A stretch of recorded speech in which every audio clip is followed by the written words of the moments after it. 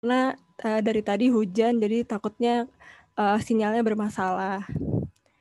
Oke, untuk mengawali, ibadah kita hari ini, mungkin aku mau mulai, kalau misalnya teman-teman di sini yang merasakan kasih setia Tuhan mungkin boleh react jempol-jempolnya nih.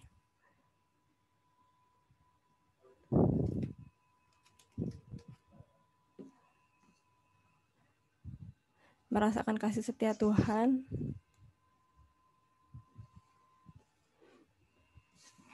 Oke.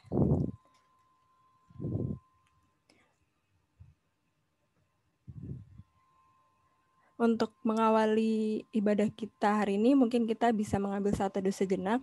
Aku persilakan teman-teman mengambil saat teduh sejenak. Saat teduh dimulai.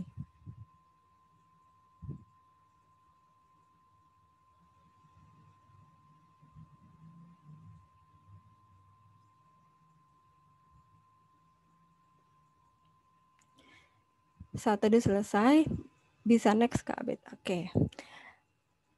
Tadi kan aku sudah bertanya kan, kira-kira siapa sih yang merasakan kasih setia Tuhan? Boleh kasih jempolnya dan udah cukup banyak yang respon juga. Ya benar, setuju banget. Karena kasih setia Tuhan itu bila kita rasakan dan nikmati, pastinya hanya akan ada ucapan syukur karena Tuhan udah begitu baik dan mengasihi kita dan juga memelihara hidup kita gitu kan. Oke, mari kita menyanyikan lagu pertama, Kecaplah dan Lihatlah. Teman-teman bisa mengikuti dari rumah dengan kondisi mic di mute ya.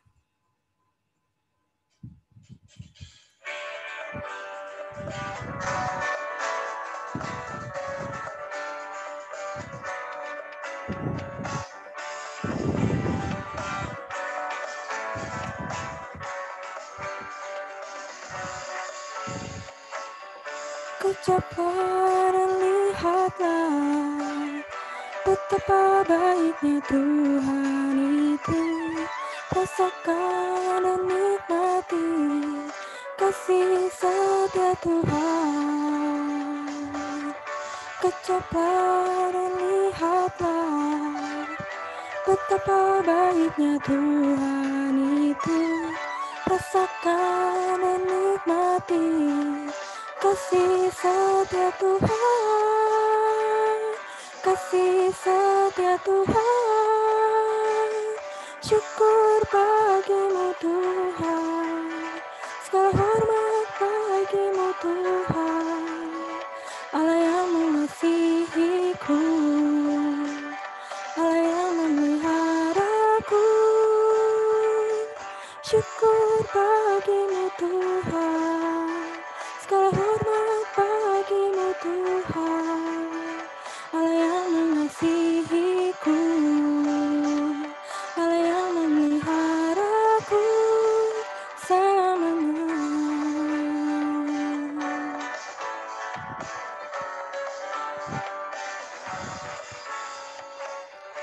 Kecaplah dan lihatlah betapa baiknya Tuhan itu. Rasakan dan nikmati kasih setia Tuhan.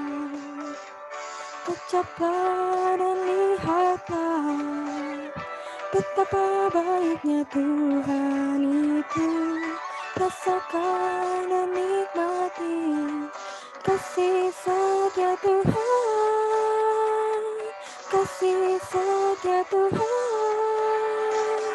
Syukur bagimu Tuhan, segala hormat bagimu Tuhan, Allah yang mengasihiku, Allah yang memeliharaku.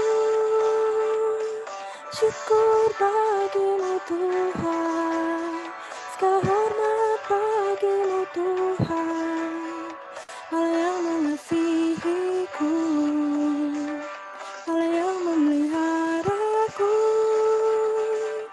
Syukur bagimu Tuhan, segala hormat bagimu Tuhan, mengasihiku,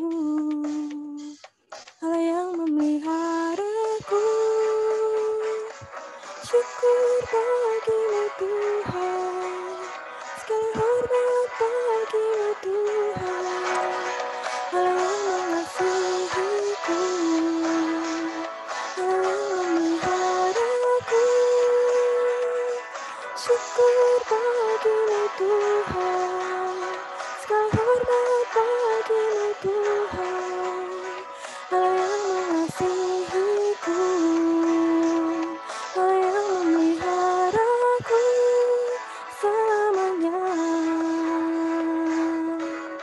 selamanya,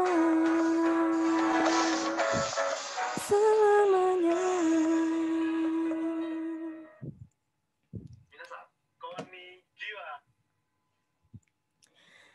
Oke, untuk mengawalinya kita berdoa bersama-sama, aku pimpin dalam doa.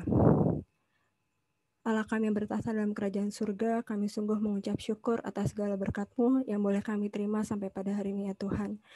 Bersyukur kami hari ini bisa berkumpul bersama-sama dalam Zoom ini untuk memulai ibadah kami dalam PMKJ ini Tuhan.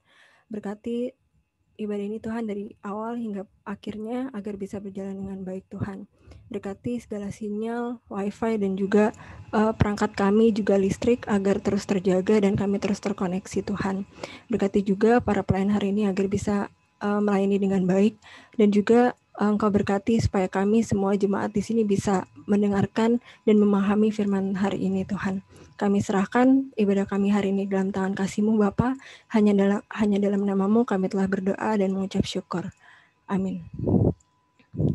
Oke, aku persilakan kepada Kak Meli untuk sharing kampus. Oke, apakah suaraku terdengar jelas? Terdengar, Meli. Shalom teman-teman, mengucap syukur kalau hari ini dikasih kesempatan untuk sharing. Perkenalkan, aku Meli dari FIB UI Angkatan 2017. Sekarang aku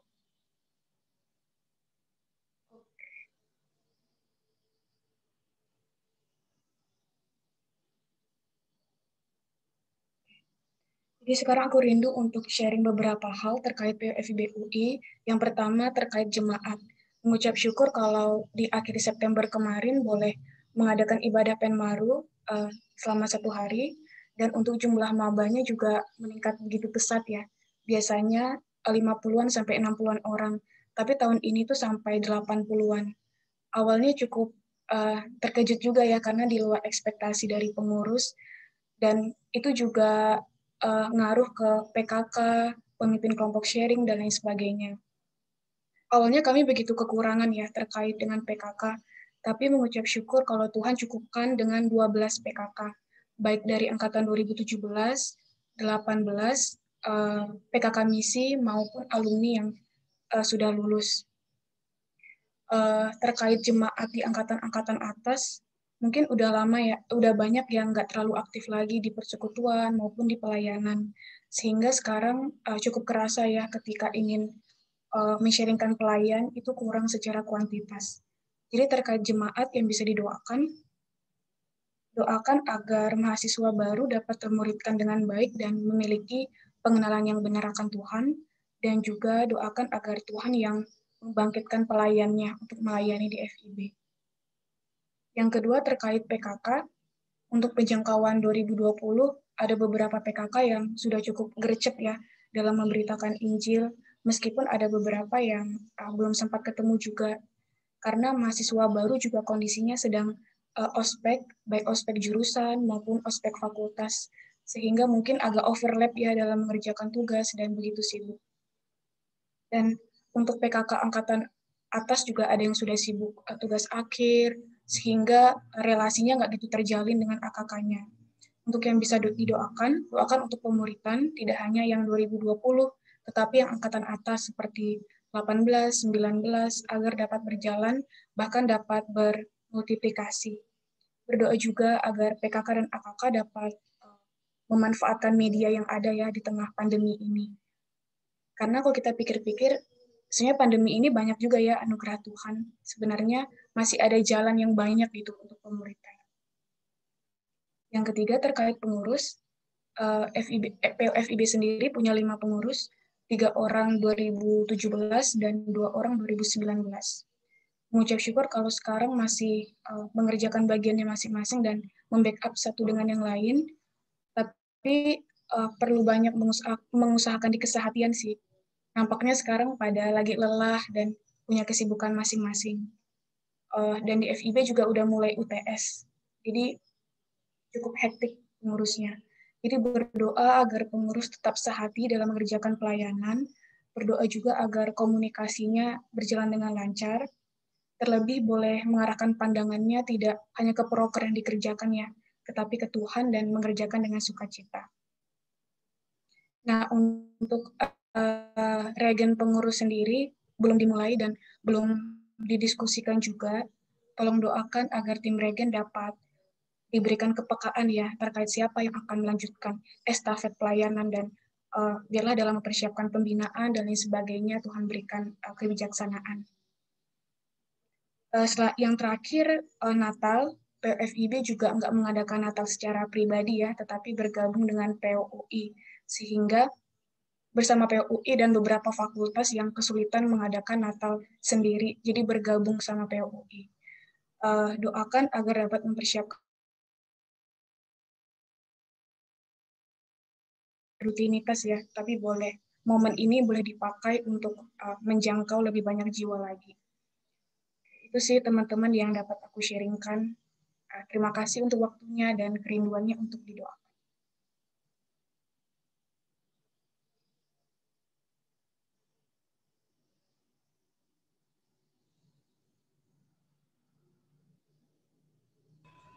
Terima kasih Kak Meli. Boleh minta tolong Kak Andri untuk memimpin doa kita. Baik teman-teman, kita satukan hati kita, mari kita tundukkan kepala kita. Tapi hari ini juga saya juga akan mendoakan kondisi bangsa sekaligus. Mari kita tundukkan hati kita, mari kita berdoa. Ya Allah Bapa kami yang bertata tinggi dalam kerajaan surga, bersyukur sekali lagi Tuhan kami boleh kembali berkumpul di PNKJB ini, boleh bersekutu bersama teman-teman kami yang dari berbagai kampus.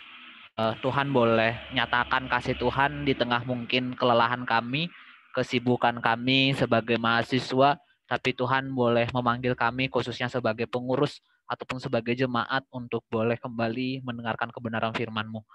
Biarlah Tuhan melalui PNKJB ini kami boleh kembali disegarkan dan boleh kembali memandang kepada Engkau. Ya Allah Bapa kami, pada saat ini kami juga mendoakan bagi pengurus yang ada di FIB UI. Bersyukur pada saat ini terjadi peningkatan jemaat dalam ibadah yang dilaksanakan oleh para pengurus. Kiranya setiap daripada jemaat yang boleh hadir, ada sekitar 80-an, kiranya Tuhanlah yang terus memberkati mereka.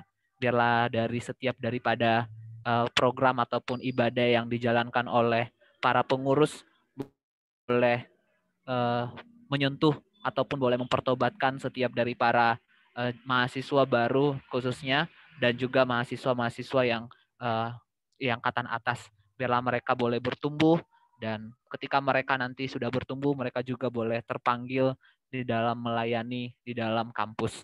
Kami juga berdoa juga Tuhan, bersyukur pada saat ini juga sudah ada kelompok kecil pada angkatan 2020 dan banyak PKK yang masih berjuang dalam mengerjakan kelompok pemuritan di dalam FIB UI.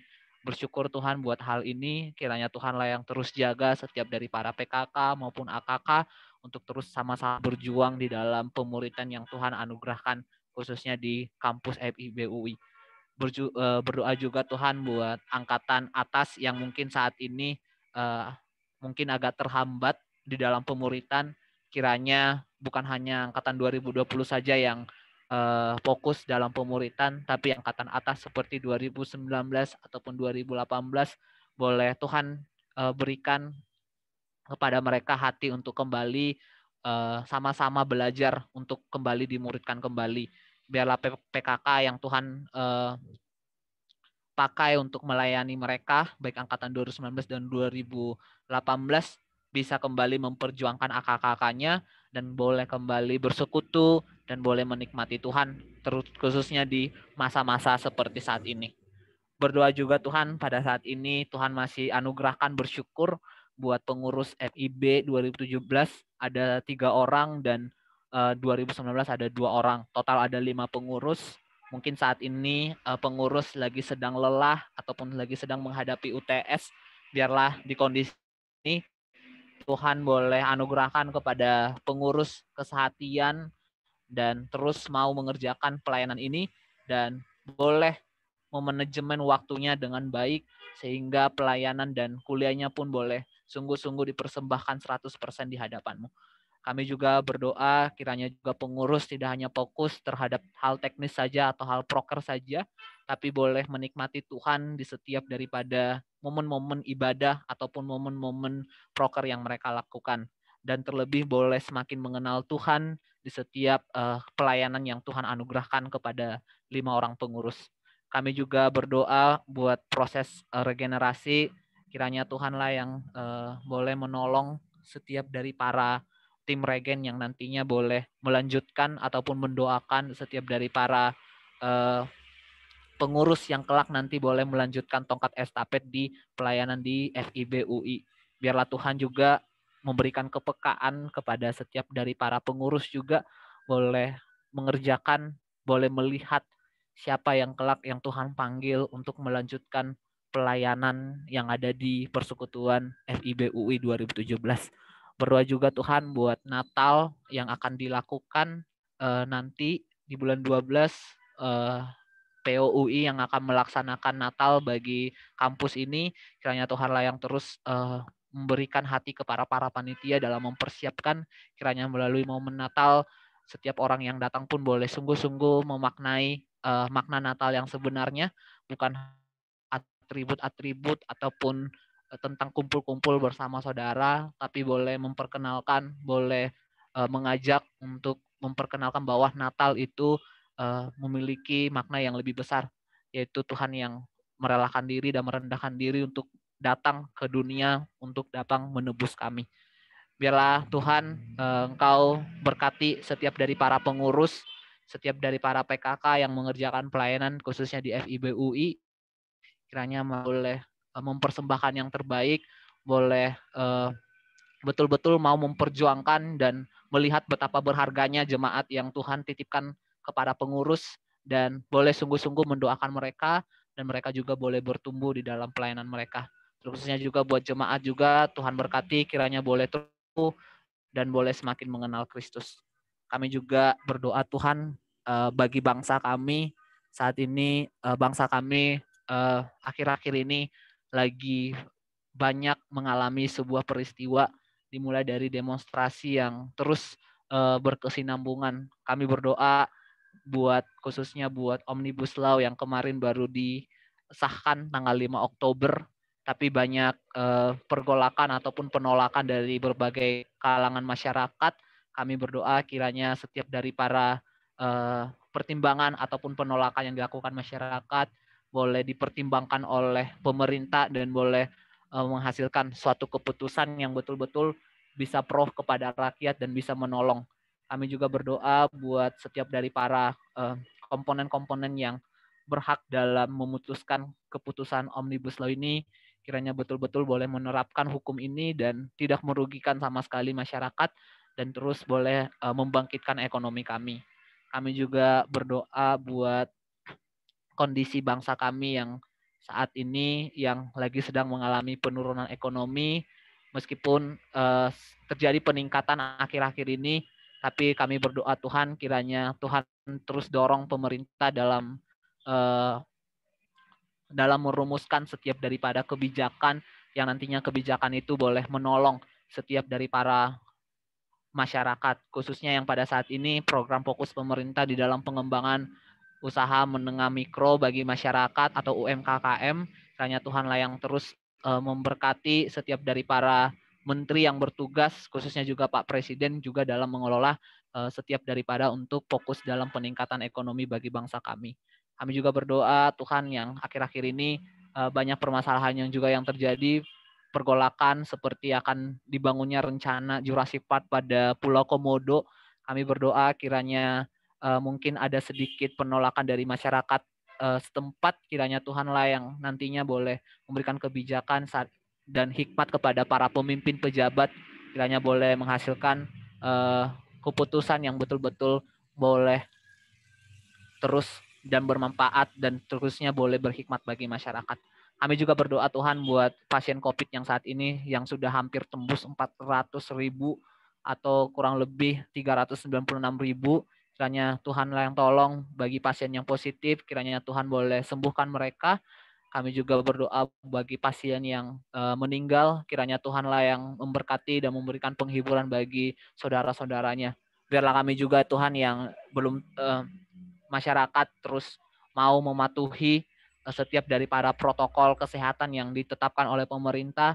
Biarlah kami juga sebagai mahasiswa yang Tuhan kasihi boleh menjadi ground model di dalam keluarga kami, di dalam setiap daripada lingkungan kami, hingga penularan ataupun rantai COVID-19 ini boleh segera diputuskan atau berangsur-angsur diturunkan.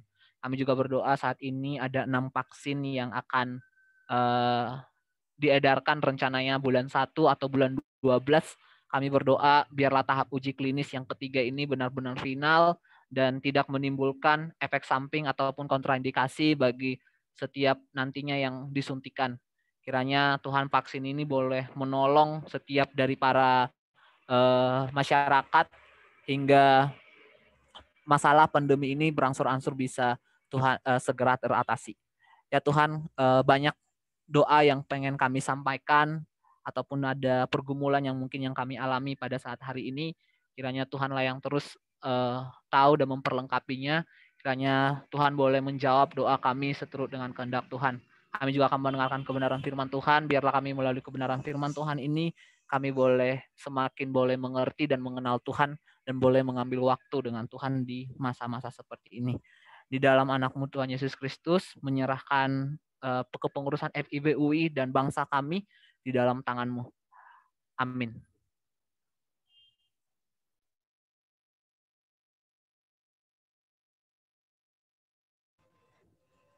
Aku persilahkan kepada Kak Gloria untuk menyampaikan warta.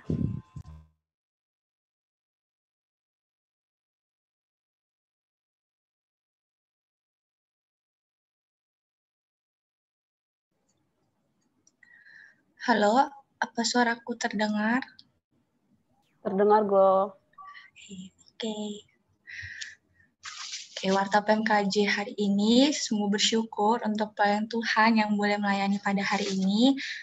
Untuk pelayan firman nanti ada Kak Debbie, untuk MC ada Angela dari Ukrida 2018, untuk pendoa syafaat ada Andri dari Ukrida 2017, dan untuk sharing kampus tadi ada Meli FIB UI 2017, dan untuk asyar atau pewarta ada aku sendiri Glo dari MIPA UI 2017. Atas pelayanan mereka, yuk ucapkan terima kasih di room chat atau teman-teman bisa kasih reaction-nya ya.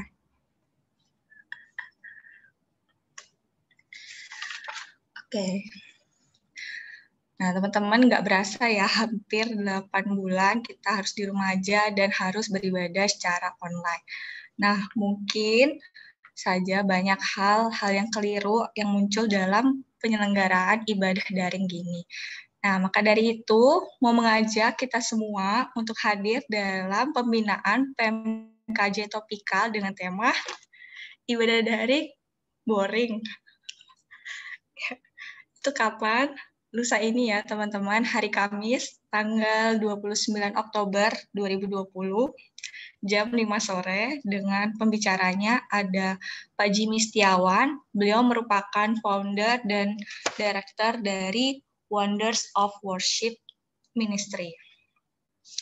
Untuk linknya nanti akan dijarkomkan selanjutnya atau teman-teman bisa lihat di IG PMKJ. Ya, di sini kita akan diberikan beberapa rekomendasi untuk mempersiapkan ibadah daring yang benar dan hal-hal yang perlu diperhatikan baik secara pribadi maupun bersama dalam mengikuti ibadah daring. Jadi jangan lupa datang ya teman-teman. Next. Nah, minggu depan, baik di hari Senin maupun Selasa, kita tidak ada BS ya. Tapi kita bakalan ada P5W, yaitu Persekutuan 5 Wilayah.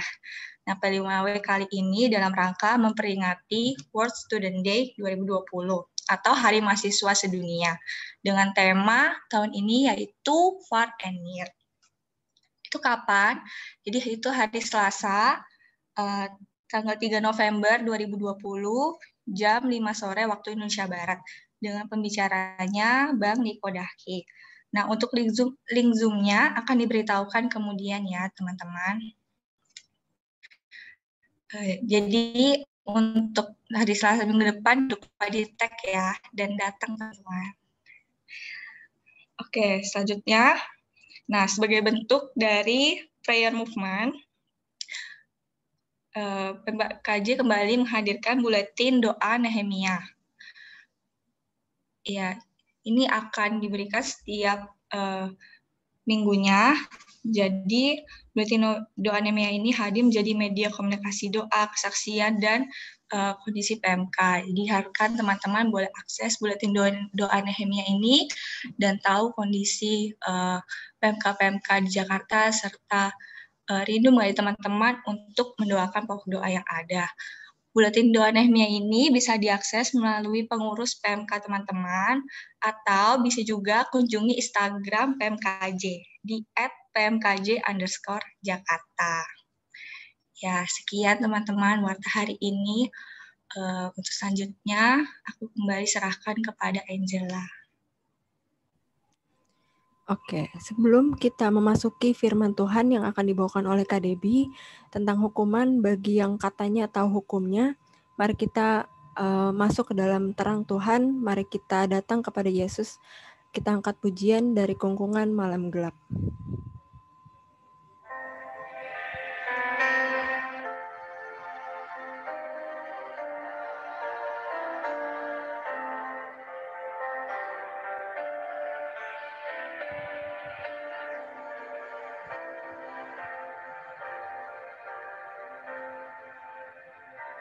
Dari kungkungan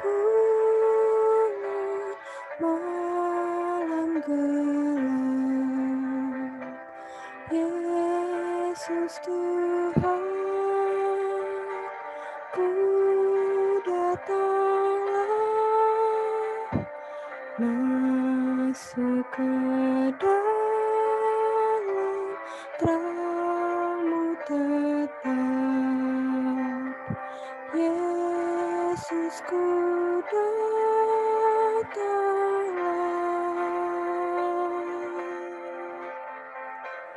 dari sengsara, sakit dan aib, masuk ke dalam kasih ajaib. Dan ku rindukan dosaku rap, Yesus, ku datanglah.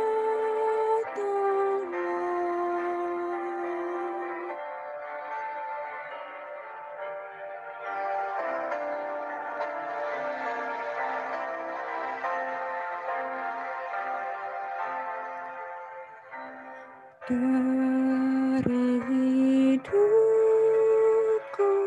yang berjalan, Yesus Tuhan, ku datanglah,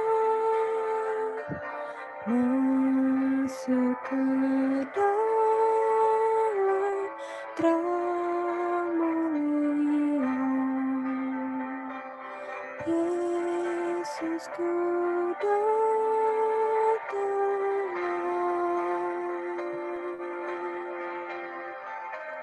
dari gelombang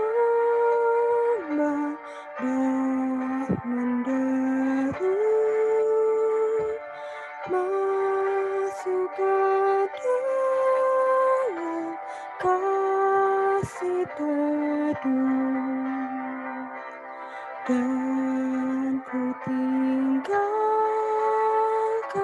susah keluh,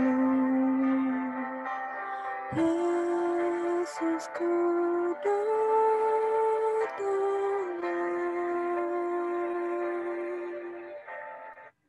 aku persilahkan kepada Kak Debbie untuk menyampaikan firman. Mari kita berdoa. Tuhan, kami menyerahkan kepada Tuhan secara khusus pada sore hari ini. Kami akan bersama-sama belajar kebenaran firman Tuhan, melanjutkan pembahasan dari kitab Yeremia. Tuhan, kami berdoa kiranya kebenaran firman Tuhan boleh mengajar, menegur, menyatakan setiap kesalahan. Kami berdoa biarlah kiranya kebenaran firman Tuhan yang akan bersama-sama kami dengar, itu sungguh-sungguh boleh berakar, bertumbuh, dan berbuah nyata dalam kehidupan kami. Hamba-Mu dalam segala kelemahan, dalam segala keterbatasan, kiranya kuasa Allah yang sempurna lah, yang menolong, mampukan hamba-Mu untuk dapat menyampaikan apa yang menjadi kehendak dan isi hati Tuhan, untuk boleh didengar secara khusus oleh setiap kami dalam ruang virtual ini. Berkatilah jam pemberitaan firman-Mu ya Tuhan, arahkanlah hati dan pikiran setiap kami yang mendengarkan, sehingga kami sungguh-sungguh menikmati berkat kebenaran firman Tuhan, yang bersama-sama secara khusus pada sore hari ini kami akan buka, baca, dengar, dan juga renungkan bersama. Kami menyerahkan waktu ke depan kepadamu, karuniakan kepada kami sinyal yang baik, untuk kami dapat menikmati Engkau melalui kebenaran firman-Mu, karuniakan kepada kami pertolongan-Mu di dalam setiap peralatan, gadget yang kami gunakan, sehingga itu tidak menghalangi kami untuk dapat menikmati Engkau melalui kebenaran firman-Mu. Berkati jam pemberitaan firman ke depan, kiranya kami dapat menikmati Engkau melalui kebenaran firman yang akan bersama-sama kami baca dan juga renungkan. Kami menyerahkan diri kami masing-masing kepadamu dalam nama Tuhan Yesus. Kami berdoa, kami memohon. Amin.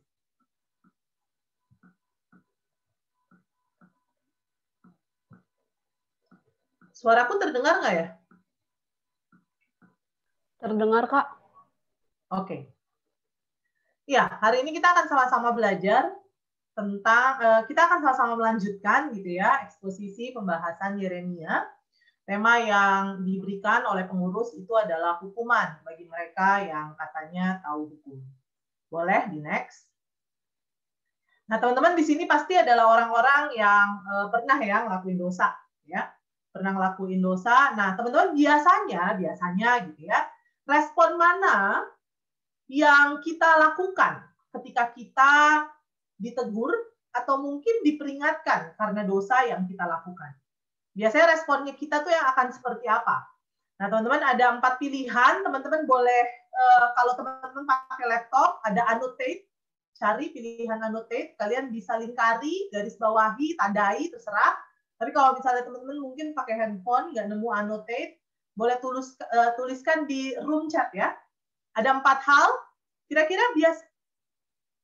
biasanya respon kita itu yang mana? Nggak mau mengaku ketika kita udah ngelakuin dosa, lalu kemudian ditegur gitu biasanya, diperingatkan, itu kita nggak mau ngaku, ya, nggak mau ngaku sama sekali, atau yang kedua ngaku, tapi kemudian bela diri, dalam artian nyalahin orang lain akhirnya gitu ya, atau yang ketiga ngaku dan kemudian bertobat, atau yang keempat bahkan nggak sadar gitu ya bahwa itu adalah sebuah peringatan. Kira-kira yang mana yang menjadi respon kalian? Ada yang ngetik B, gitu ya. Memberi titik maksudnya. Ada yang pilih C, banyak ya yang B ya. Ada juga yang milih C. Di layar C, ya. Oh, ada yang C juga, ada yang B, ada yang D, ada yang bahkan nggak sadar bahwa itu adalah sebuah peringatan. Ada juga yang B, oke. Oh, ada yang kadang B, kadang D, boleh. Banyak yang B ya, ngaku, tapi kadang-kadang bela diri. Kadang B, kadang D, oke. Oh, ada juga yang ngasih tanda D ya, di situ ya. Ini bukan soal pilihan ganda ya teman-teman ya, nggak ada benar, nggak ada salah gitu ya dalam hal ini. Tapi ini adalah kalau kita tuh kecenderungannya biasanya kalau misalnya kita salah atau bukan kita salah lah, kita ditegur atas kesalahan kita atau diperingatkan karena kita melakukan dosa gitu ya, biasanya mana nih yang menjadi kecenderungan sikap kita gitu ya. Kita tuh biasanya respon kita akan seperti apa? Oke, B. Banyak yang B ya. Oke, terima kasih teman-teman. Ada yang B. Oh, ada yang punya pilihan lain. Mengakui tapi nggak bela diri, nggak bertobat juga. Gitu ya. Ngaku doang gitu. Pas ditegur, kamu tuh ngelakuin ini. Gitu ya. Lalu kemudian bilang, iya. Lalu kemudian nggak ngebela diri ya, tapi juga nggak bertobat. Ini gimana nih? Mungkin teman kita Jan Smith, Michael ya, boleh sharing, open mic, gimana pengalamannya terkait dengan hal ini? Ngaku, tapi nggak bela diri, tapi juga nggak bertobat. Ini gimana nih? Udah kedengeran belum ya suaranya? Kedengeran deh. Oke. Lebih ke ini sih, mengakui nggak bertobat tetapi nggak membela diri, lebih ke jadinya nyalahin diri sendiri gitu, bukan yang lebih ke arah bodo amat gitu sih, bukan, tapi lebih ke nyalahin diri sendiri terus putus asa tapi nggak jadi lah gitu. Thank you. Panggil apa sih? Yans. Ya. Thank you Yans. Ya. Teman-teman ada lagi yang mau mungkin sharing, menceritakan tentang pilihannya, open mic seperti yang tadi? Ada yang mau membuka mic-nya, menceritakan mungkin pengalamannya selama ini, maksudnya kecenderungan ya, kecenderungan berarti nggak selalu begitu, tapi kecenderungan berarti seringnya begitu gitu kan ya. Ada teman-teman yang mungkin mau buka mic lagi, ceritakan tentang pengalamannya?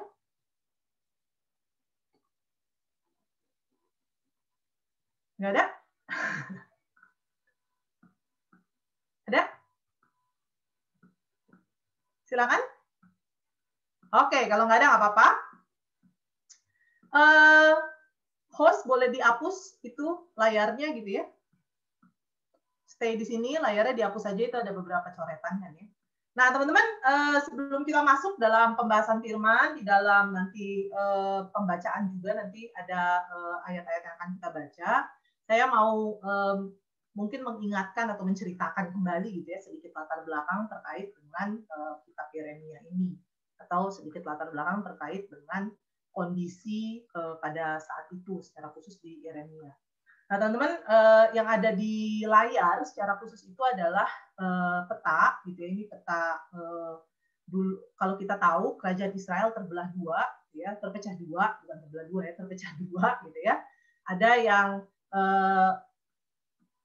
kerajaan Israel Utara itu menamakan dirinya Israel, lalu kemudian ada kerajaan Israel Selatan, dan itulah Yehuda. Ya. Jadi Israel Utara dan juga ada Israel Selatan yang namanya adalah Yehuda. Nah teman-teman, sebelum Yehuda itu diserang oleh Babel, sebelum Yehuda itu dikepung dan juga diserang oleh Babel, terlebih dahulu Israel Utara itu sudah diserang oleh kerajaan Asyur. Kalau teman-teman perhatikan ya, di atas, di paling atas, pojok kanan atas ada nama Kekaisaran Asyur. Nah, Kekaisaran Asyur pada waktu itu sebelum Kekaisaran Babel adalah kekaisaran yang cukup tangguh, sehingga Kekaisaran Asyur datang secara khusus ke Israel Utara, gitu ya, yang paling dekat dengan dia, lalu kemudian mengalahkan Israel Utara. Kerajaan Asyur seharusnya juga pergi ke bawah menuju ke kerajaan Yehuda, tapi ternyata Yehuda tidak tersentuh. Ya. Jadi yang jatuh ke tangan Asyur hanyalah kerajaan Israel Utara, yaitu kerajaan Israel, sedangkan Yehuda aman. Setidaknya selama beberapa ratus tahun gitu ya, Yehuda aman dari guncangan atau dari serangan bangsa Asyur. Ya. Hingga nanti Babel datang. Nah teman-teman, apa sih yang pada waktu itu ketika Asyur tidak sampai ke Yehuda atau bangsa Yehuda pada waktu itu berpikir, ya, mereka berpikir kenapa kami nggak diserang, gitu ya. Jadi di dalam kesombongannya mereka berpikir, lalu kemudian dalam kesombongannya mereka berpikir bahwa oh kita tuh nggak diserang karena kita itu punya dua hal. Ya. Dua halnya itu apa? Ya, jadi mereka merasa bahwa oh kita itu nggak diserang karena kita dilindungi oleh Tuhan. Kenapa kita dilindungi oleh Tuhan? Karena kita punya dua hal. Teman-teman mau nebak dua hal ini apa? Apa dua hal yang mereka pegang sehingga mereka pikir bahwa oh kita ini dilindungi oleh Tuhan sehingga Asyur nggak masuk ke kita. Nah, karena dua hal ini. Boleh? Selama pembahasan Yeremia? Oke, ada yang bilang bait Allah. Dua hal ya, jadi nggak cuma satu. Kira-kira apa aja? Ada yang Yesaya ya? Iya, Yesayali bilang katanya bait Allah. Ada lagi teman-teman yang punya pemikiran lain? Ada dua hal yang dipegang secara khusus oleh bangsa atau ya umat Yehuda lah ya, yang membuat mereka berpikir bahwa mereka terlindungi. Allah melindungi mereka dari serangan bangsa lain karena mereka punya dua hal ini. Apa aja? Ya. Ada yang bilang bait Allah, ada yang bilang tabut Allah. Apalagi kira-kira? Dua hal. Dari pembahasan kalau teman-teman mengikuti gitu ya selama Bible Study Yeremia ini, kira-kira bisa kebaca nggak ya dua hal ini apa sih yang mereka agung-agungkan atau yang mereka pikir bahwa oh karena kita punya dua hal ini nih, Israel Utara nggak ada, maka mereka kena serang. Tapi Tuhan lindungin karena kita punya dua hal ini. Ada yang bilang, Immanuel bilang katanya kota Yerusalem. Oke. Apalagi kira-kira? Apa? Teman-teman? Boleh? Ada lagi yang mau memberikan komentarnya, memberikan jawaban? Tenang aja. Ini bukan UTS, bukan UAS gitu ya. Imam, oke. Melakukan korban bakaran. Baal. Tanah perjanjian. Ada lagi? Oh, yang lain mungkin lagi mikir, nggak apa-apa. Oke, saya berikan waktu kira-kira ya 1-2 menit ya. Ada lagi mungkin teman-teman yang mau menjawab, kira-kira kalian melihat dua hal ini apa? Ya. Ada yang bilang bait Allah, tabut Allah, kota Yerusalem, imam, melakukan korban bakaran, Baal, tanah perjanjian. Ada lagi nggak yang terpikir kira-kira?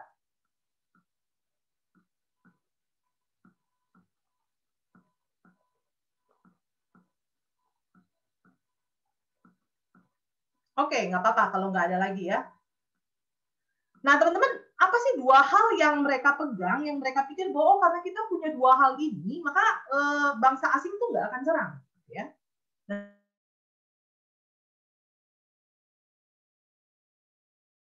Allah, dan teman-teman juga kalau ikut mungkin dalam pembahasan TA minggu lalu, Yeremia secara khusus, firman Tuhan yang disampaikan Yeremia secara khusus sangat-sangat tegas bilang gitu ya, bukan karena baitmu, gitu ya, bukan karena bait Allah yang ada, ya.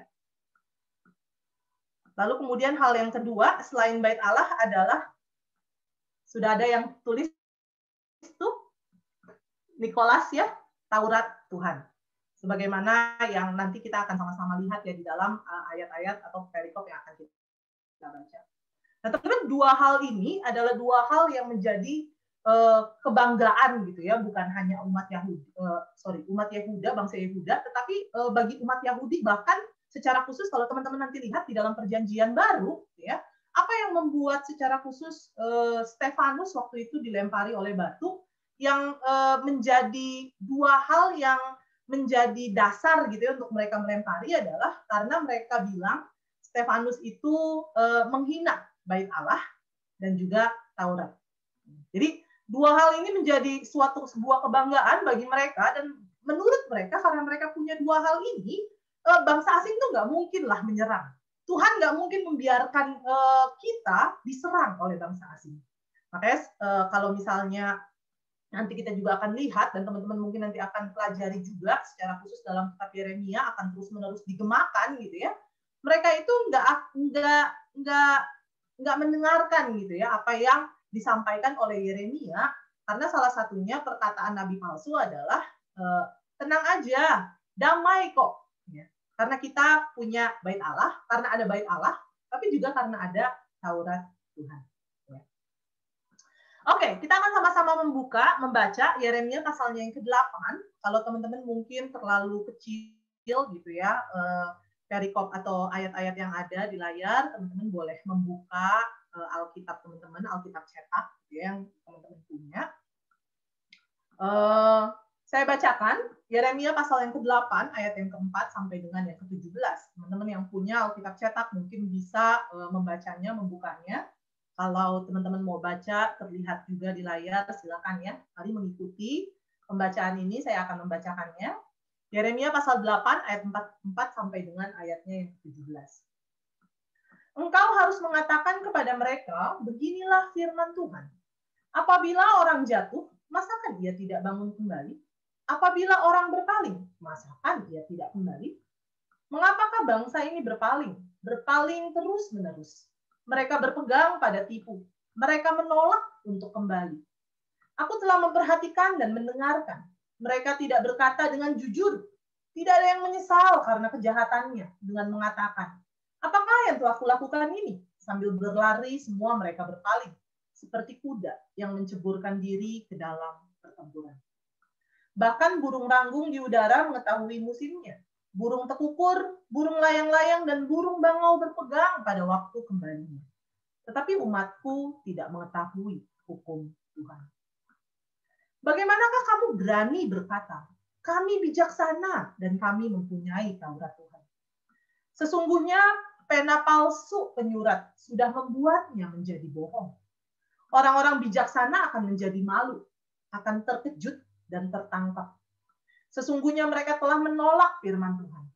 Maka kebijaksanaan apakah yang masih ada pada mereka? Sebab itu aku akan memberikan istri-istri mereka kepada orang lain, ladang-ladang mereka kepada penjajah. Sesungguhnya dari yang kecil sampai yang besar, semuanya mengejar untung. Baik nabi maupun imam, semuanya melakukan tipu. Mereka mengobati luka putri umatku dengan memandangnya ringan. Katanya, damai sejahtera, tapi tidak ada damai sejahtera. Seharusnya mereka merasa malu sebab mereka melakukan kejijikan, tetapi mereka sama sekali tidak merasa malu dan tidak kenal noda mereka. Sebab itu mereka akan rebah di antara orang-orang yang rebah. Mereka akan tersandung jatuh pada waktu mereka dihukum. Firman Tuhan. Aku mau memungut hasil mereka, demikianlah firman Tuhan. Tetapi tidak ada buah anggur pada pohon anggur. Tidak ada buah ara pada pohon ara. Dan daun-daunan sudah layu. Sebab itu aku akan menetapkan bagi mereka orang-orang yang akan melindas mereka. Mengapakah kita duduk-duduk saja? Berkumpullah dan marilah kita pergi ke kota-kota yang berkubu dan binasa di sana. Sebab Tuhan Allah kita membinasakan kita. Memberi kita minum racun, sebab kita telah berdosa kepada Tuhan. Kita mengharapkan damai, tetapi tidak datang sesuatu yang baik. Mengharapkan waktu kesembuhan, tetapi tidak ada, hanya kengerian. Dengus kuda musuh terdengar dari Dan. Karena bunyi ringkik kuda jantan, mereka gemetarlah seluruh negeri. Mereka datang dan memakan habis negeri dengan isinya, kota dengan penduduknya. Lihatlah, aku melepaskan ke antaramu ular-ular beludak yang tidak dapat dimantrai, yang akan memagut kamu. Demikianlah firman Tuhan. Teman-teman, kalau teman-teman mengikuti Bible Study, pembahasan kitab Yeremia, maka teman-teman akan terus-menerus diperdengarkan dan diingatkan, ya, bahwa Yeremia hadir untuk memperserukan, menyerukan, menyampaikan berita penghukuman. Tuhan melalui nabinya, secara khusus Yeremia, menyerukan berulang kali berita penghukuman. Tapi teman-teman, berita penghukuman ini sebenarnya diserukan sebagai sebuah peringatan, sebagai sebuah teguran, khususnya bagi Yehuda yang pada waktu itu sudah melakukan dosa. Jadi Tuhan terus-menerus kasih berita penghukuman, serukan berita-berita tentang penghukuman Allah. Gunanya apa? Sebenarnya tujuannya adalah agar mereka yang mendengar, Yehuda yang mendengar berita tersebut, mereka itu kan berita peringatan, ya. Jadi ketika mereka dengar, seharusnya mereka berbalik. Ya. Itu yang menjadi kerinduannya Tuhan. Ketika diserukan berita tentang berulang kali berita tentang penghukuman, ya, itu bukan untuk nakut-nakutin ya teman-teman ya. Tetapi berita itu diberikan, ditujukan sebagai sebuah peringatan, sebagai sebuah teguran dengan sebuah kerinduan hati Allah agar Yehuda berbalik. Namun, boleh di next. Bagaimana respon Yehuda terhadap peringatan dan teguran yang terus-menerus Tuhan serukan? Tuhan serukan terus-menerus peringatan dan teguran itu kepada mereka agar mereka bertobat. Tapi gimana respon mereka? Ada 3 hal yang dapat kita bersama-sama pelajari secara khusus dari perikop yang kita baca ini, pasal Yeremia 8 ayat 4-17 ini, teman-teman. Hal yang pertama, boleh di next. Teman-teman, respon mereka terhadap peringatan dan teguran Allah adalah nggak mau bertobat. Ya, kita dapat melihat ya dalam ayat-ayat ini, saya memberikan ayat-ayatnya dan teman-teman boleh lihat ya, secara khusus kata-kata yang saya berikan tanda merah ya. Di situ di dalam ayat-ayat ini jelas dinyatakan. Engkau harus mengatakan kepada mereka beginilah firman Tuhan. Apabila orang jatuh, masa kan dia tidak kembali, tidak bangun kembali? Apabila orang berpaling, masa kan dia tidak kembali? Ini pertanyaan retoris yang sebenarnya nggak perlu dijawab. Ya. Kalau kita jatuh, ya nggak perlu ditanya gitu. Masa jatuh kita lalu kemudian nggak ngapa-ngapain? Masa kemudian jatuh lalu kemudian nggak bangkit lagi? Tentu kan nggak begitu. Ya. Bahkan seorang anak kecil kalau jatuh aja nangis, tapi kemudian kan bangun lagi. Gitu. Nah, teman-teman, tidak demikian adanya dengan Yehuda. Dalam ayat yang kelima, Tuhan kembali menekankan gitu ya. Tuhan gunakan lagi. Mengapakah bangsa ini berpaling bukan cuma sekali gitu ya. Kalau bisa kita lihat berpaling terus-menerus. Jadi tuh Yehuda tuh kayak dikasih berita peringatan ya. Mereka kan memang sudah melakukan dosa ya. Mereka sudah berbalik dari menyembah Allah nenek moyang mereka gitu ya, Allah Yahweh. Lalu kemudian mereka malah justru menyembah dewa, ya, berhala. Ya. Nah, karena dosa mereka inilah menambah juga ya, membuat mereka akhirnya juga di dalam relasi mereka dengan sesama, mereka justru tidak lagi memikirkan kebenaran, keadilan, gitu ya, teman-teman pasti udah mempelajarinya juga dalam perikop-perikop pasal-pasal sebelumnya. Teman-teman mereka sudah melakukan dosa. Ketika mereka sudah melakukan dosa, Tuhan itu menegur dan menyatakan peringatan. Kamu berhenti, berbaliklah, gitu ya. Kalau enggak ini yang akan terjadi, gitu kalau bisa dibilang. Itu peringatan. Tapi teman-teman apa yang terjadi? Udah diperingati berulang kali sekalipun, mereka berpaling terus-menerus. Ya. Mereka enggak mau balik, mereka udah jatuh, malah menikmati kejatuhan. Seperti orang yang mungkin sudah menikmati, sudah jatuh dalam dosa, malah menikmati dosanya, gitu kan ya. Bukannya justru berbalik kepada Allah dan meninggalkan dosanya. Dalam ayat yang ke-6 dibilang ya, bahkan yang lebih parahnya lagi gitu ya, dalam ayat yang ke-6 dibilang, aku telah memperhatikan, ini Tuhan ya, Tuhan telah memperhatikan dan mendengarkan. Mereka tidak berkata dengan jujur. Perhatikan, mereka bilang begini, ketika ditegur, ketika diperingatkan, mereka tidak ada yang menyesal karena kejahatannya. Bahkan mereka mengatakan, apa yang telah kulakukan? Jadi kayak nggak ngerasa bersalah gitu ya. Jadi kayak udah ditegur, diperingatkan, tapi justru mereka nggak mau bertobat, malah justru dalam ayat yang ke-6, emang apa yang gue lakuin? Gitu ya. Yehuda tidak mau bertobat dari apa yang mereka lakukan. Nah teman-teman, boleh next. Sekarang menurut kalian, ya, Yehuda ini nggak mau bertobat, nggak mau berbalik, karena mereka nggak sadar bahwa mereka memang berdosa. Kan tadi dibilang ya, emang apa yang gue lakuin gitu ya, kesannya kayak nggak sadar gitu ya. Karena memang mereka nggak sadar, mereka telah melakukan dosa, makanya mereka nggak bertobat, tapi terus-menerus berpaling. Atau yang kedua, sadar itu dosa, tapi ya udah tetap aja nggak mau balik. Kira-kira menurut kalian Yehuda tuh yang mana? Boleh dilingkari atau ditandai pilihan kalian. Tadi kalau ada annotate juga bisa ya. Atau kalau misalnya mau gunain room chat juga oke. Ada yang bilang A, ada yang punya pilihan A, ada yang punya pilihan B. Ada yang bilang A, ada yang bilang B, ya, ada yang bilang bahwa oh Yehuda tuh melakukan itu karena memang mereka nggak sadar. Mereka nggak sadar bahwa mereka berdosa, makanya mereka nggak bertobat. Tapi ada juga yang memilih B, sadar, ya banyak yang memilih B kalau di room chat, ya sadar itu dosa, tapi tetap nggak mau balik. Ya.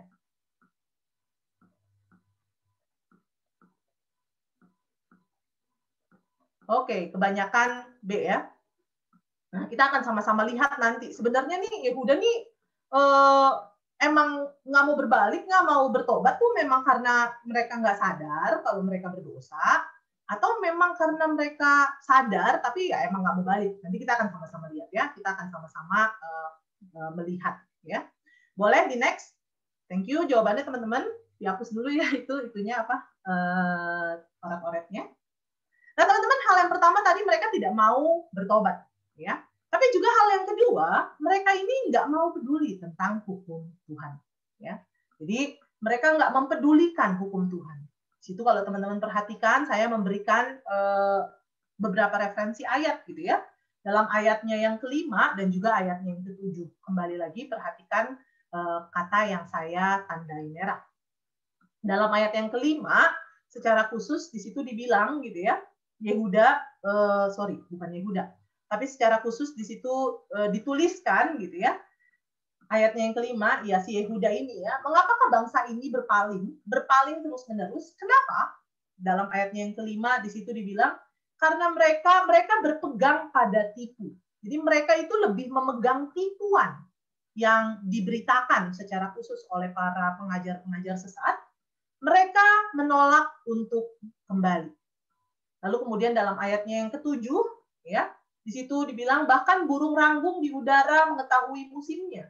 Burung tekukur, burung layang-layang, dan burung bangau berpegang pada waktu kembalinya. Jadi Yeremia dalam hal ini menggunakan ilustrasi alam ya. Alam aja itu berjalan sesuai dan seturut gitu ya dengan waktu yang ada, dengan kalau bisa dibilang siklus yang ada, siklus alam yang ada gitu ya, sebagaimana burung ranggung gitu ya. Mereka tahu ya, tetapi enggak demikian dengan umat Tuhan. Nah, teman-teman, kata dalam terjemahan LAI secara khusus di situ diterjemahkannya, umatku tidak mengetahui hukum Tuhan. Tapi saya menemukan dua terjemahan yang mungkin dapat lebih memperjelas ayat ini. Ada dalam NET, New English Translation, dan juga NIV, New International Version. Dalam New English Translation, di situ digunakan kata, my people pay no attention to what I, the Lord, require of them. Jadi bukannya nggak tahu hukum Tuhan ya, bukannya benar-benar sama sekali nggak tahu hukum Tuhan, bukan. Tetapi kalau kita lihat NIV-nya di situ memperjelas, dibilang mereka tidak pay attention pada apa yang Tuhan require. Attention to what I, the Lord, require. It's 18 hours. Maaf ya. Nah, di dalam NIV-nya juga disebut bilang bahwa my people do not know the requirement of the Lord. Jadi mereka itu tahu hukum Tuhan, tapi mereka itu nggak mau tahu. Mereka nggak mau pay attention. Apa sih yang Tuhan inginkan? Apa sih yang Tuhan kehendaki? Jadi mereka itu nggak peduli terhadap hukum Tuhan. Ya, teman-teman, ini menjadi sebuah kesimpulan atau kalau tadi jawabannya apa ya? Apa emang mereka nggak sadar atau emang mereka sebenarnya sadar? Boleh di next? Oke. Teman-teman, boleh dilihat ya. Yehuda itu bukannya nggak tahu, teman-teman, hukum Tuhan. Mereka tahu, tapi mereka memilih untuk mengabaikannya. Mereka lebih suka mendengar pengajaran-pengajaran lain yang menyenangkan mereka. Meski itu adalah perkataan yang menipu. Ingat tadi dibilang bahwa mereka berpegang pada tipu. Mereka itu memegang tipu. Ya. Jadi bukannya mereka nggak tahu firman Tuhan. Mereka tahu, tapi mereka lebih suka mendengarkan atau memegang atau melakukan atau mempercayai pengajaran-pengajaran yang sebenarnya adalah pengajaran-pengajaran yang menyesatkan ataupun juga yang menipu mereka. Ya. Jadi kalau tadi, bagaimana respon Yehuda terhadap peringatan dan teguran Allah? Kalau tadi dibilang, kita lihat mereka nggak mau bertobat. Yang kedua, mereka nggak mau peduli gitu ya terhadap firman Tuhan, berita penghukuman itu mereka nggak mau peduli, ya. Mereka nggak mau peduli terhadap berita penghukuman dan peringatan yang dari Tuhan, ya. Mereka nggak mau peduli dengan firman Tuhan yang diberitakan oleh Yeremia dalam bentuk berita penghukuman itu, ya. Tapi juga teman-teman kalau kita perhatikan ada respon yang ketiga. Boleh di next? Mereka menyalahkan Tuhan. Teman-teman, ketika mereka sadar bahwa mereka ini udah tertipu, gitu ya. Nanti kalau teman-teman perhatikan dalam ayatnya yang ke-14, ayatnya yang ke-14, 15, gitu ya. Ketika mereka sadar bahwa mereka sudah tertipu dan akhirnya mengalami penderitaan karena konsekuensi dosa, ya, karena mereka melakukan dosa itu, mereka tetap nggak mau bertobat, teman. Luar biasa memang bebalnya ya bangsa Yehuda ini ya. Mereka tetap nggak mau cari Tuhan. Malah mereka ngapain? Mereka justru nyalahin Tuhan. Di dalam ayatnya yang ke-14, pasalnya yang ke-8 gitu ya, di situ teman-teman perhatikan kata yang saya bold gitu ya. Ayat yang ke-14 kita akan lihat. Teman-teman perhatikan, ketika mereka itu dalam penderitaan sekalipun karena dosa mereka, jadi kan mereka sudah diperingatkan, lalu kemudian mereka tetap melakukan dosa, nggak mau bertobat ya, lalu kemudian bahkan mereka nggak mempedulikan, masa bodoh dengan firman Tuhan yang suruh mereka bertobat itu, gitu ya, firman Tuhan yang memperingati mereka atas dosa mereka, ketika mereka masa bodoh, lalu kemudian apa yang terjadi? Akhirnya mereka mengalamilah penderitaan karena konsekuensi dosa mereka, yang sebenarnya sudah diberitakan oleh Tuhan, sudah diperingatkan oleh Tuhan. Nah, teman-teman, ketika mereka ada dalam kondisi penderitaan itu, gitu ya, karena dosa, ya mereka tahu itu terjadi karena dosa. Ya, perhatikan dalam ayat yang ke-14 dibilang, sebab kita telah berdosa kepada Tuhan. Mereka tahu itu karena dosa, tetapi teman-teman, respon mereka tetap mereka nggak mau balik. Ya, mereka tetap nggak mau bertobat. Malah teman-teman apa yang mereka lakukan? Dalam ayat yang ke-14, mengapa kita duduk-duduk saja? Berkumpullah dan marilah kita pergi ke kota-kota yang berkubu. Mereka malah justru mencari perlindungannya. Ya udahlah, kondisinya udah kayak gini nih, ya. Konsekuensi dosa sudah kita alami. Ya udah, kita melindungi diri saja. Kalaupun harus mati, ya udah mati di sana. Tapi yang pasti kita melindungi diri saja dulu di kota-kota yang berkubu ini. Teman-teman, ini respon yang luar biasa. Konyol ya kalau saya bisa bilang ya. Udah tahu berdosa, ngalamin konsekuensi atas dosa tersebut. Harusnya berbalik, cari Tuhan, gitu ya, minta ampun, mohon ampun, bertobat, gitu ya. Tapi teman-teman apa yang mereka lakukan? Enggak, mereka justru memikirkan cara mereka sendiri, dan bahkan dalam ayat yang ke-14, mereka nyalahinnya Tuhan. Sebab Tuhan Allah kita membinasakan kita, memberi kita minum racun, kata mereka. Ya. Lihat, siapa yang mereka salahin? Yang mereka salahin Tuhan. Ini terjadi karena Tuhan nih. Kita udah percaya sama Tuhan. Kita punya bait Allah, kita ibadah. Kita punya Taurat Tuhan, kita punya firman Tuhan. Kita baca gitu ya. Tetapi tetap kenapa terjadi kondisi seperti ini? Teman-teman kenal dengan respon seperti ini? Bukankah kita juga seringkali seperti ini ya? Tuhan sudah peringatkan, sudah diingetin, Tuhan sudah tegur. Teguran Tuhan mungkin melalui banyak hal. Melalui mungkin senior dalam pelayanan, PKK mungkin, pendeta di gereja, ya, bahkan mungkin rekan-rekan kelompok kecil, rekan-rekan pengurus, gitu ya, sudah diperingatkan, sudah ditegur sedemikian rupa. Tapi tetap nggak mau berbalik, tetap nggak mau bertobat. Alhasil, ketika mengalami konsekuensi karena dosa, penderitaan karena dosa, ujung-ujungnya, Tuhan kok kayak begini sih, aku kan sudah pelayanan. Tuhan kok kayak begini sih, aku kan sudah memberikan yang terbaik. Ujung-ujungnya nyalahin Tuhan. Teman-teman sama seperti bangsa Yehuda. Sudah diperingatkan, ayo bertobat, kalau enggak kamu akan mengalami kondisi kayak gini. Tapi mereka tetap nggak mau berbalik. Tetap nggak mau peduli akan peringatan Tuhan. Dan ujung-ujungnya, nyalahin Tuhan. Seringkali memang ini juga yang menjadi respon kita. Namun, kenapa sih Yehuda bisa berespon begitu? Boleh di next. Padahal mereka katanya tahu hukum Tuhan.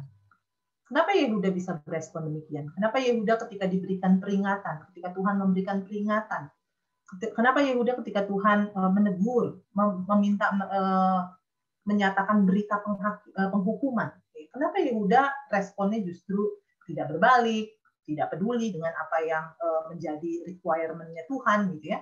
Tidak peduli dengan apa yang menjadi berita penghukuman dari Tuhan, peringatan Tuhan, bahkan malah menyalahkan Tuhan. Teman-teman, kenapa Yehuda berespon demikian? Teman-teman, hal yang pertama, karena ini teman-teman, adanya penyesatan.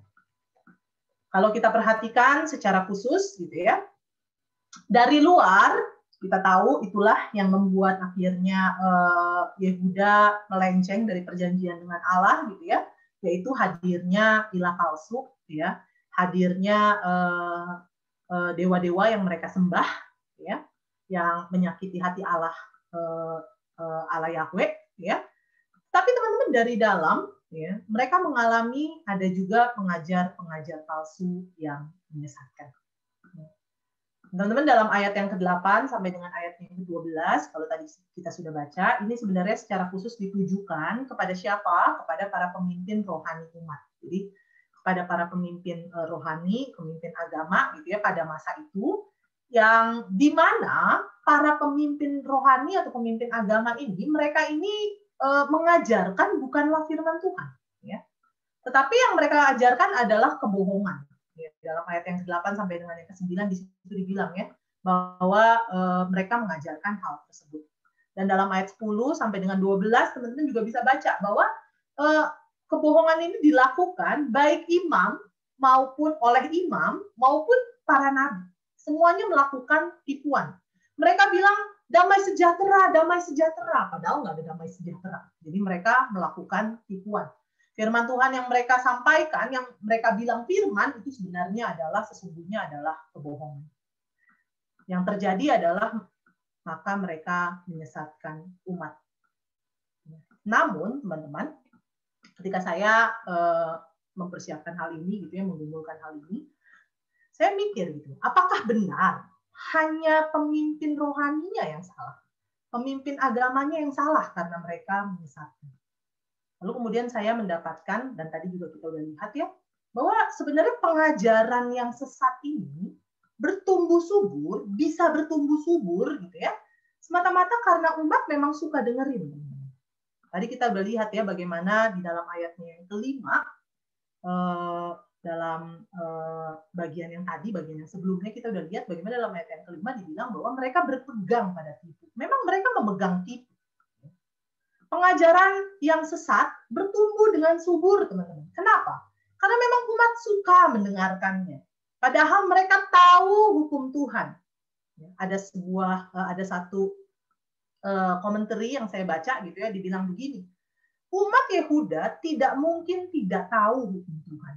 Karena dari kecil, bahkan dari lingkup keluarga, hukum Tuhan itu, dalam hal ini Taurat Musa gitu ya, itu sudah diperdengarkan dan diajarkan berulang kali, ya, di dalam keluarga, bahkan dalam lingkup yang lebih kecil yaitu keluarga. Jadi nggak mungkin mereka nggak tahu hukum Tuhan, ya. Namun ketika ada pengajaran yang sesat bertumbuh, itu sebenarnya karena memang mereka lebih suka dengerin apa yang menguntungkan mereka, apa yang menyenangkan buat mereka. Ya, dalam ayat yang ke-10 dibilang semua orang itu mengejar untung. Ya, karena itulah yang terjadi, mereka bukannya memegang apa yang firman Tuhan katakan, tapi yang mereka pegang adalah tipu. Mereka memegang kebohongan. Meski pemimpin berdosa, tapi umat pun berdosa. Kenapa? Karena mereka lebih suka mendengarkan kebohongan yang menyenangkan daripada mendengarkan kebenaran yang menyakitkan. Teman-teman, hati-hati kita di dalam pelayanan kita, pelayanan mahasiswa juga seperti ini. Gitu ya. Saya rasa surat-surat Paulus secara khusus dalam Perjanjian Lama, bahkan dalam pengajaran Kristus juga ya dinyatakan bahwa tetaplah berpegang teguh pada Injil, teman-teman. supaya kita tidak menyesatkan, tapi supaya kita juga tidak disesatkan, maka ya memang kita harus berpegang teguh pada firman yang diajarkan, ya. Berpegang teguh pada Injil yang kita dengarkan. Jadi kalau enggak, teman-teman, ya, maka ya yang terjadi adalah entah kita menyesatkan atau kita disesatkan. Dan memang seringkali yang terjadi sebagaimana umat Yehuda ini, ya teman-teman, umat itu saya berpikir gitu ya, kenapa ya penyesatan bisa terjadi? Ya memang terkadang memang pastinya salah mereka dong. Kesalahan juga pada mereka yang menyesatkannya itu gitu ya. Makanya Yesus bilang ya, kalau misalnya ada orang yang menyesatkan gitu ya, ikatkanlah batu kilangan gitu ya di kaki mereka, lalu kemudian lemparkan ke dalam laut. Itu sebegitu sangat-sangat berbahayanya gitu ya, penyesatan gitu ya, atau orang yang menyesatkan. Tapi di sisi lain, teman-teman, kalau kita juga nggak menjaga diri kita, tidak memelihara diri kita, tidak memenuhi diri kita dengan kebenaran firman, dengan Injil, dengan berita Injil, gitu ya. Kalau kita tidak memegang teguh itu, ya maka sebenarnya penyesatan dapat bertumbuh subur karena adanya orang-orang yang suka mendengarkan, ya. Adanya orang-orang yang memang suka dengerin hal-hal yang menyenangkan buat mereka, gitu. Itu tidak menyenangkan, ya mereka akan menganggap nggak usah didengar lah. Ya. Seringkali yang terjadi, kenapa mudah disesatkan atau kenapa dengan mudah menyesatkan? Karena memang manusia lebih suka mendengarkan apa yang mereka suka daripada apa yang Allah kehendaki. Lebih suka mendengarkan kebohongan yang menyenangkan daripada kebenaran yang menyakitkan. Tapi kalau kita lihat, poin utamanya atau masalah utamanya sebenarnya adalah Tuhan mereka adalah diri sendiri. Bukan Tuhan yang menjadi Tuhan mereka. Sehingga ketika firman Tuhan diberitakan gitu ya, yang mereka mau dengar hanyalah apa yang menyenangkan hati, bukan apa yang menyenangkan hati Tuhan, tapi apa yang menyenangkan hati saya. Ya.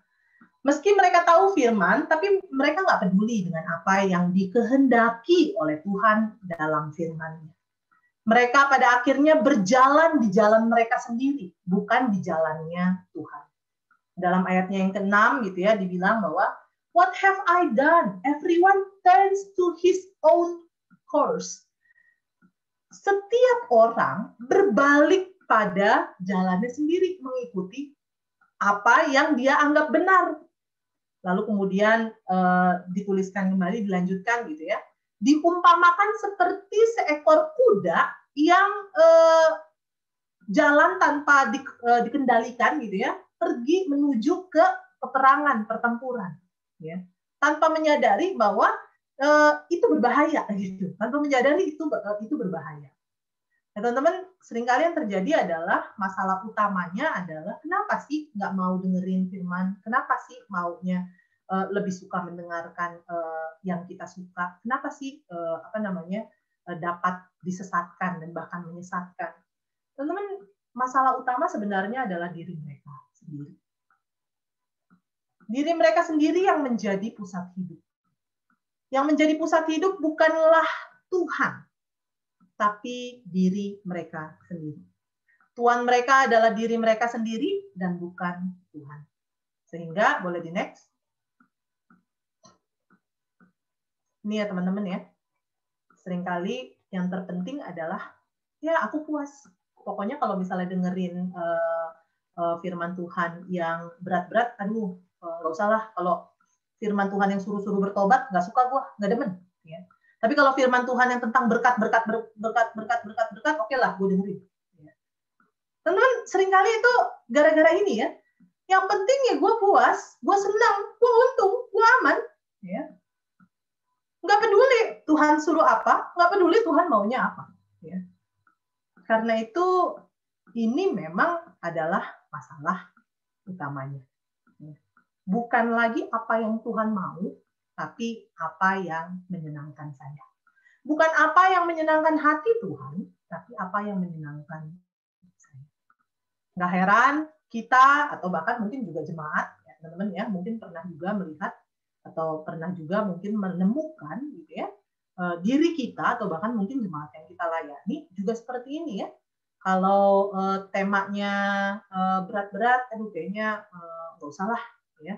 Apalagi kalau pembicaranya udah sangat keras bilangnya gitu ya, bertobat gitu ya, itu bakalan kabur gitu ya.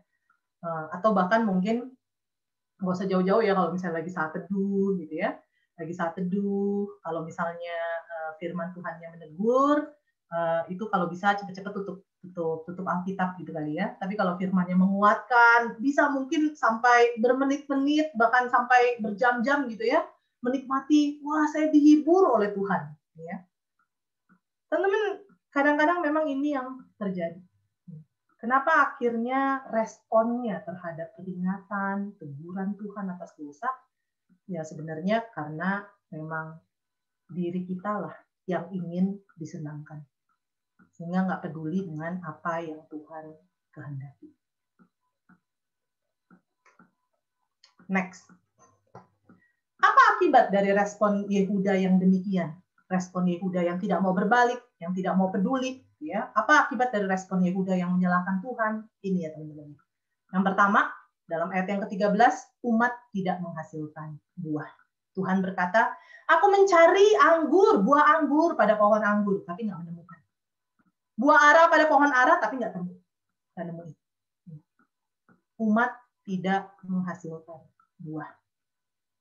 Pada akhirnya, kalau ujung-ujungnya adalah yang penting saya senang, nggak peduli dengan peringatan dan teguran Tuhan, maka sebenarnya yang terjadi adalah ini, baik kita nggak menghasilkan buah, maupun juga pelayanan yang kita kerjakan pun tidak menghasilkan buah. Dan kalau Yehuda, ya akibatnya yang kedua adalah, ini dalam ayat yang ke-16 sampai 17 ya teman-teman ya, penderitaan sebagai konsekuensi dari dosa yang mereka lakukan. Babel menyerang dan mereka dikalahkan oleh Babel. Next. Itu Yehuda. Bagaimana dengan kita?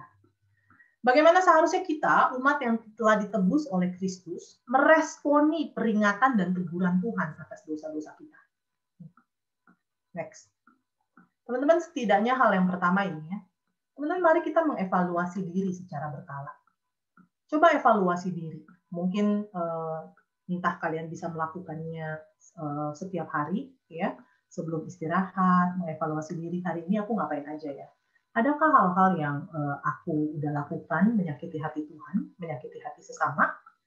Ya. Adakah mungkin peringatan-peringatan yang Tuhan nyatakan, gitu ya, yang Tuhan mungkin ingatkan? Ya. Mari kita mengevaluasi diri kita secara berkala. Kalau memang kita melakukan dosa, mari menyadari, mari mengakui. Evaluasi juga pelayanan kita, gitu ya. Teman-teman, ketika saya mempersiapkan ini juga saya mikir gitu ya. Pernah nggak ya kita mengevaluasi apa ya? Mungkin kalau bisa dibilang pemuritan kurang berjalan.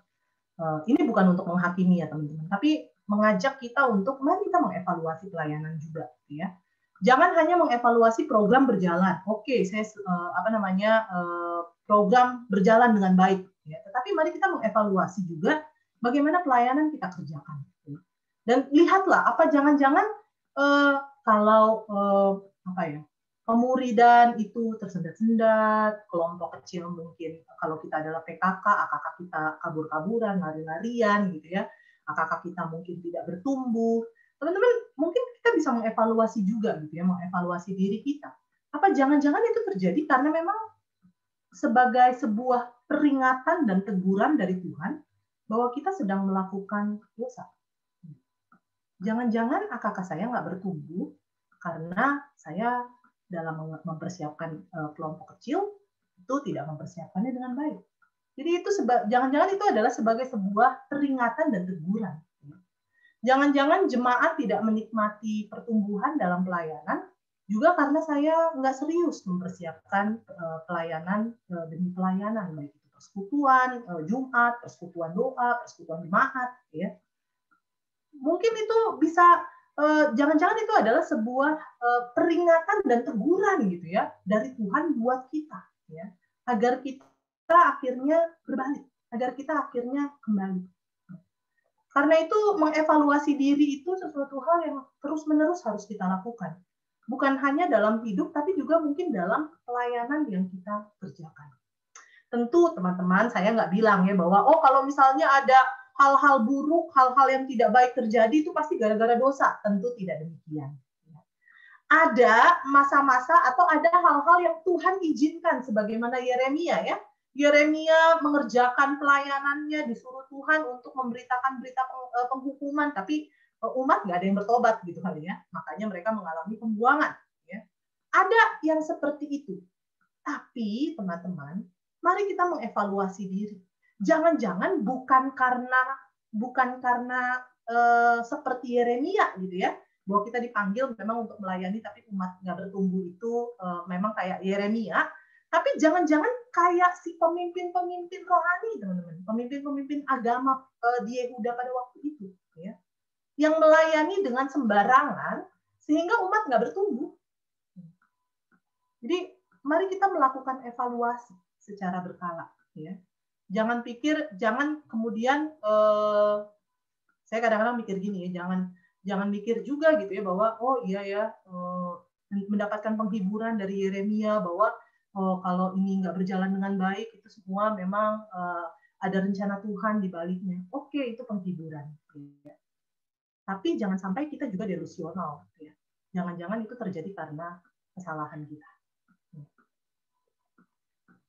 Kembali lagi, bukan untuk menghakimi, tetapi untuk mengevaluasi baik diri kita maupun juga pelayanan kita. Mari kita melakukan evaluasi ini.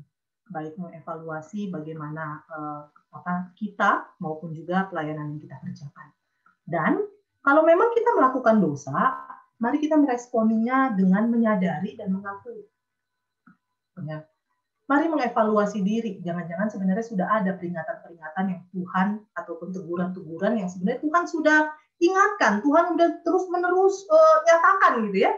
Tapi jangan-jangan karena kita nggak mau mengevaluasi diri, karena kita mungkin juga seperti tadi ya, masih merasa bahwa akulah yang paling benar gitu ya, sehingga akhirnya kita juga tidak peka terhadap peringatan dan juga teguran Tuhan.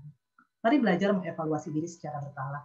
Kalau memang melakukan dosa, mari menyadari, mengakui, dan kemudian tentunya next bertobat, teman-teman. Jadi evaluasi dirimu, sadari kalau misalnya memang melakukan dosa, akuin di hadapan Tuhan, ya, di hadapan sesama, ya, akuin, lalu kemudian minta maaf tentunya dan bertobat, teman-teman. Bertobat dan berbaliklah kepada Tuhan. Nah, di sini juga sangat penting ya, teman-teman. Sebagai orang-orang yang sudah menerima Yesus sebagai Tuhan dan Juru Selamat, mari kita berbalik kepada Tuhan, bukan karena takut, gitu ya. Wah, kalau saya nggak balik nih, sudah diperingatkan oleh Tuhan. Wah, ini kalau saya nggak balik nih, saya bisa menderita. Nih. Saya bisa menderita nih karena konsekuensi dosa. Teman-teman, kiranya itu bukan jadi motivasi kita kalau kita bertobat. Sebagai orang-orang yang sudah mendengarkan berita Injil, mengenal Kristus, kiranya bukan itu yang menjadi motivasi kita ketika bertobat. Supaya kita nggak mengalami konsekuensi dosa. Ingat, konsekuensi dosa tentunya tetap akan ketika kita melakukan dosa, konsekuensi dosa tetap akan ada. Tapi jangan bertobat, berbalik karena takut konsekuensi dosanya. Tapi seharusnya karena sadar, kita tuh lagi nyakitin hati Tuhan. Tuhan sudah menyelamatkan hidup saya. Tuhan sudah memberikan dirinya bagi saya. Kalau Tuhan menegur saya saat ini, memperingatkan saya akan dosa saya mau balik bukan karena saya takut konsekuensi dosa, tapi karena Tuhan. Karena Tuhan. Biarlah kiranya kita melakukannya karena Tuhan. Next. Teman-teman boleh menjawab ya secara pribadi ya. Adakah dosa yang mungkin saat ini sedang Tuhan koreksi, tegur atau bahkan hukum? Ya, saya nggak tahu apakah ada atau bagaimana caranya gitu ya. Tapi kalaupun mungkin melalui pemberitaan firman hari ini, teman-teman kemudian diingatkan oleh Tuhan, ya, ditegur, dikoreksi, atau bahkan mungkin sedang mengalami dihukum, ya. Mari teman-teman kita mengakui dosa-dosa kita, bertobat. Jangan kayak bangsa Yehuda yang justru nyalahin Tuhan. Next. Ingat, peringatan dan hukuman Tuhan itu bukan untuk menghancurkan kita, teman-teman. Kalau kita diperingatkan, ditegur karena dosa-dosa kita, teman-teman, itu bukan untuk menghancurkan kita. Tapi itu untuk menyadarkan kita agar kita berbalik dan tidak lagi melakukan dosa. Next. Ingatlah bahwa peringatan dan teguran Tuhan itu adalah wujud kasih-Nya kepada kita. Kalau dia masih mau peringati kita, kalau dia masih mau tegur kita, itu sebenarnya adalah karena dia mengasihi kita. Dia pengen kita balik. Karena itu, teman-teman, mari meminta kepekaan dari Allah. Agar kita dapat menyadari peringatan dan teguran yang dia berikan. Sehingga kita dapat meresponinya dengan tepat. Mari kita berdoa. Mari mengambil waktu meminta kepada Tuhan, berdoa secara pribadi, meminta kepada Tuhan, agar Tuhan menganugerahkan kepada kita kepekaan untuk dapat peka menyadari setiap teguran, peringatan Allah atas dosa-dosa yang kita lakukan. Mari secara pribadi kita boleh mengambil waktu meminta kepada Tuhan kepekaan.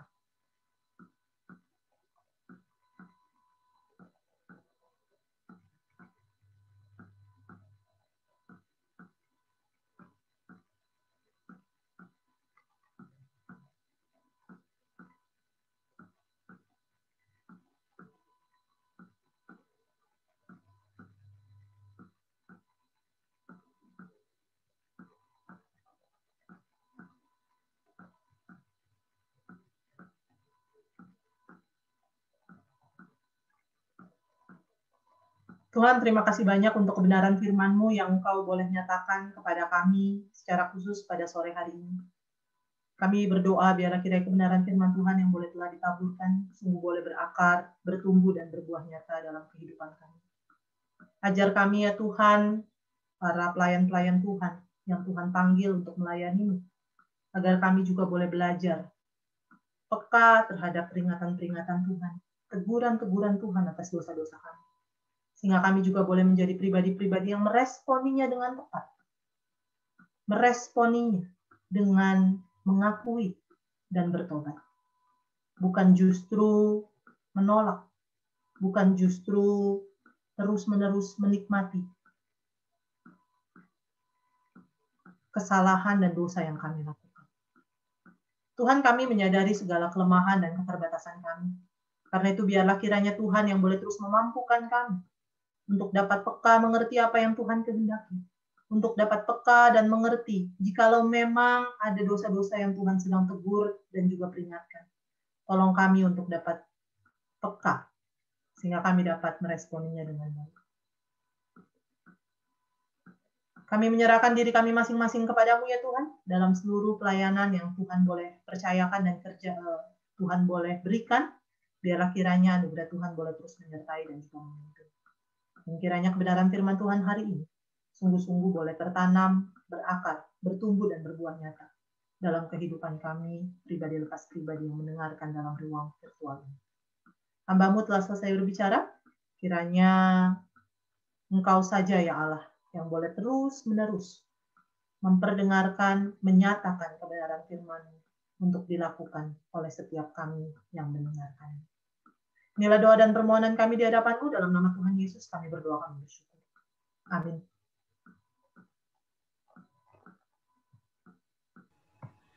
Terima kasih KDB untuk firman-Nya hari ini. Kita sudah sampai di penghujung ibadah hari ini. Dari setiap peringatan dan teguran Tuhan, respon bangsa Yehuda mungkin tidak mau berbalik kepada Tuhan. Namun kita kembali diingatkan, kembali diajarkan untuk tidak mencontohnya. Ketika kita di dalam hidup penuh dengan beban, penuh dengan dosa, datanglah kepada Tuhan, karena semua akan terasa ringan. Mari kita angkat pujian, hidup yang penuh berbeban.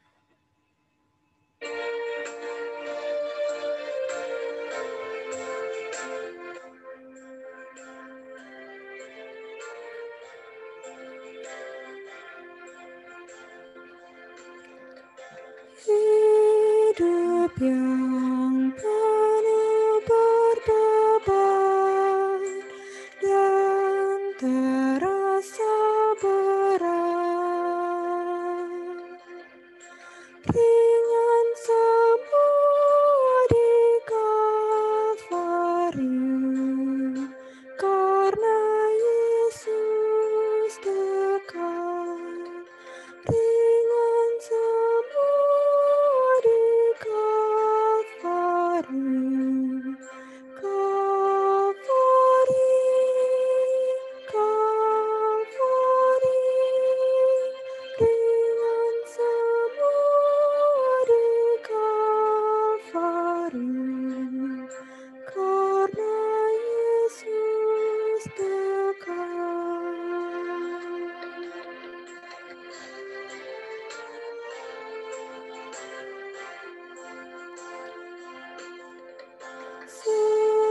Segenap kekhawatiranmu serahkan kepadanya. Ringan semua di Kalvari, karena Yesus dekat. Ringan semua di Kalvari, Kalvari, Kalvari. Ringan semua di Kalvari, karena Yesus dekat. Aku minta tolong Kak Debbie untuk menutup kita di dalam doa. Mari kita berdoa. Tuhan, terima kasih untuk anugerah dan kasih karunia-Mu yang boleh terus-menerus menyertai dan memimpin kehidupan kami. Kami juga sangat bersyukur untuk ibadah yang kami boleh nikmati secara khusus pada sore hingga malam hari ini. Kami berdoa kiranya apa yang kami nikmati di dalam ibadah ini, baik itu setiap pujian, kebenaran firman, maupun doa yang kami boleh naikkan, dan juga setiap sharing dari teman-teman kami, kiranya itu juga boleh terus menguatkan kami, boleh terus menolong kami di dalam kami menjalani kehidupan kami, dan menjadi berkat tersendiri bagi setiap kami yang boleh mendengarkan. Kami bersyukur ya Tuhan untuk ibadah Bible Study PMKJ pada sore hari ini. Kami menyerahkan diri kami masing-masing ke dalam tangan kasih dan kuasa Tuhan. Kiranya kasih karunia, penyertaan, pimpinan, dan pertolongan daripada Allah Tritunggal, Bapa, Putra, dan Roh Kudus boleh senantiasa menyertai dan memimpin kehidupan kami dari sekarang sampai selama-lamanya. Di dalam Kristus Yesus Tuhan dan Juru Selamat kami yang hidup, kami berdoa, kami bersyukur kepada-Mu. Amin.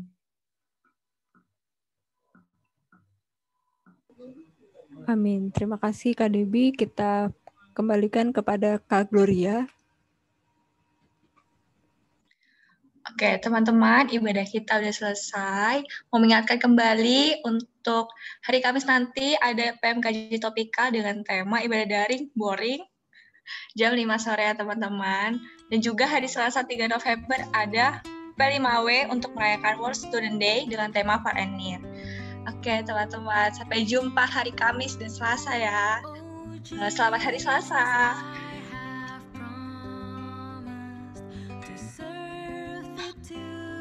Dadah.